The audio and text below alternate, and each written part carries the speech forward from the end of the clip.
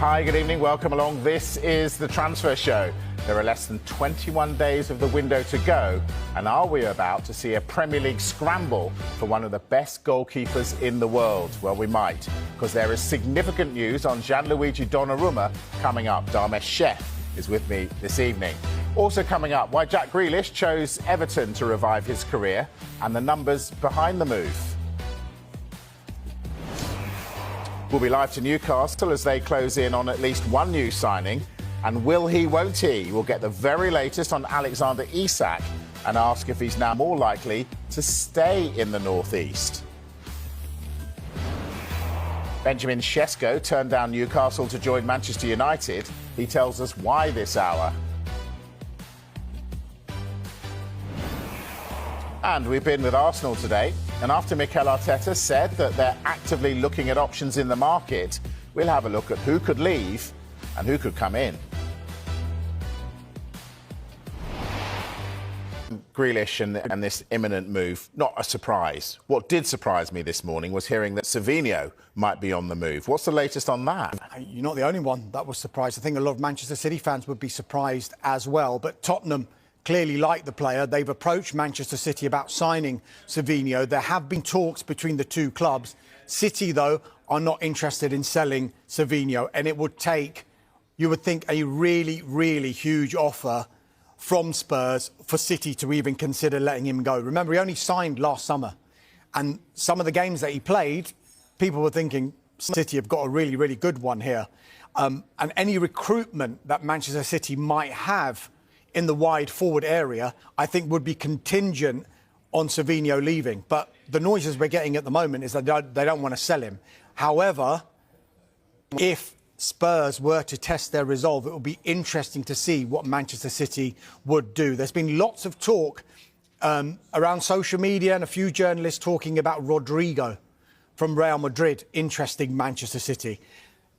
Look, the information we're getting at the moment it's speculation, but it might just be one to keep an eye on in the final weeks of this window, particularly if they end up doing business on Savinho. Because if Rodrigo, the player you see in your picture there, does not get the game time that he wants in his preferred position under Xabi Alonso at Real Madrid, maybe he will then go to Madrid in the final couple of weeks of this transfer window and say, maybe this isn't the place for me after all, as reluctant as he would be to want to leave there. But one to keep an eye on, I think. Yeah, he obviously has history with City. James McAtee, what's the latest on him?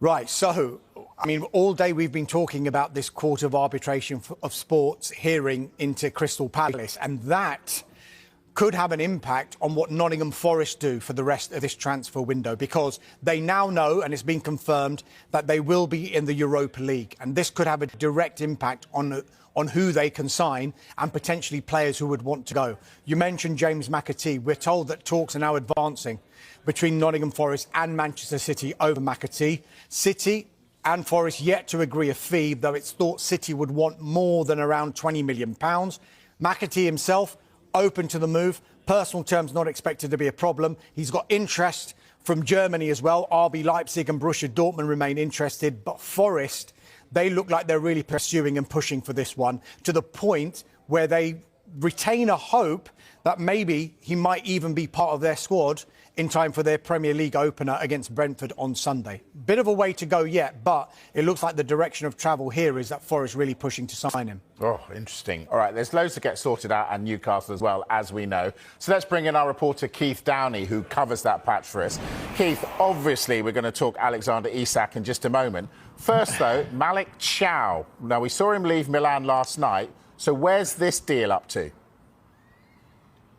Yeah, it's close to being completed. He, as you rightly say, travelled in from Milan late last night. Just as darkness fell, he arrived in the northeast. Of course, we saw pictures sent to us from Sky Italy of him leaving the airport in Milan last night before coming in here. This is a deal that Newcastle have got over the line quickly this weekend, but it's a player that they have liked for a long time. They've paid £30 million plus £4 million in add-ons, and he's decided central defender that Eddie Howe has been looking to add this window. So he's been having his medical today, Mike. We expect the deal to be finalised soon, and I think the hope is that he'll be able to take part in training, if not tomorrow, certainly by Wednesday, and Newcastle hope that they can have him in the squad for their season opener against Aston Villa on Saturday.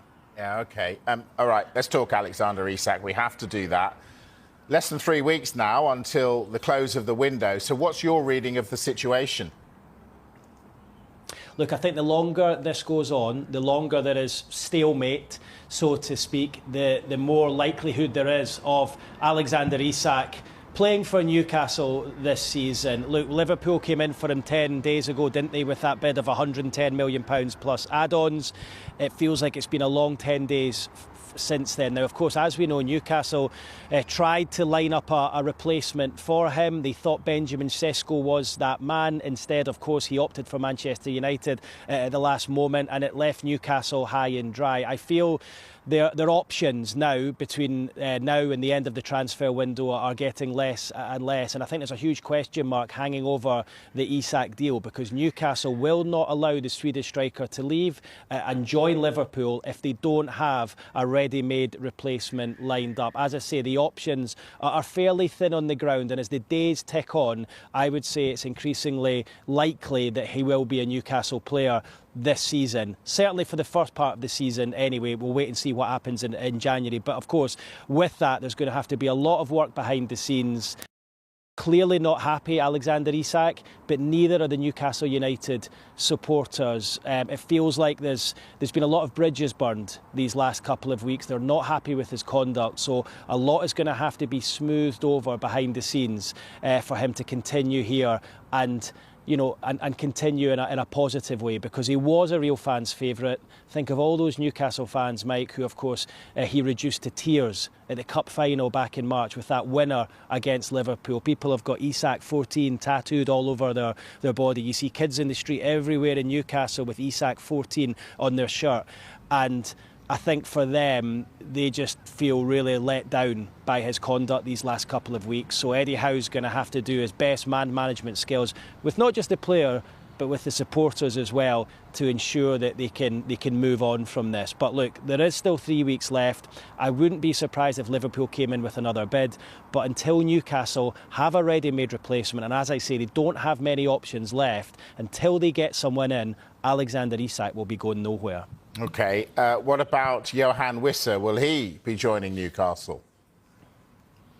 Yeah, I'm just off a call literally in the last 5 minutes about that. Look, Newcastle remain at the table, very hopeful of getting a deal done. But again, this one's become a bit of a saga now as well. It's dragged on for a number of weeks. Brentford, probably in a similar situation to Newcastle with Isak. They don't want to allow Wissa to go until they get a replacement in themselves. Now, we know that they're in talks with Dango Autara, the Bournemouth winger. I think there's a potential, if they get him in, that they might soften their stance a little bit with Wissa. I think Newcastle would love to have him in by the weekend to try and involve him against Aston Villa, but it's a waiting game for them. I still think there's a high chance of this deal getting done, but again, it's a very protracted transfer, a bit like the Isak situation, really. They're playing out very, very similarly. And look, Newcastle have been patient. It looks like they're going to have to still be a little bit more patient if they're to bring in Wissa. But remember, even if Wissa does arrive, that has no effect on the Alexander Isak situation. Wissa is the replacement for Callum Wilson, and if Isak was to leave, they would still need to bring in another replacement to allow Isak to go. So I've seen a few people saying, oh, you get Wissa and that means that Isak will be allowed to leave. That's not the case. The two are completely unrelated. Indeed.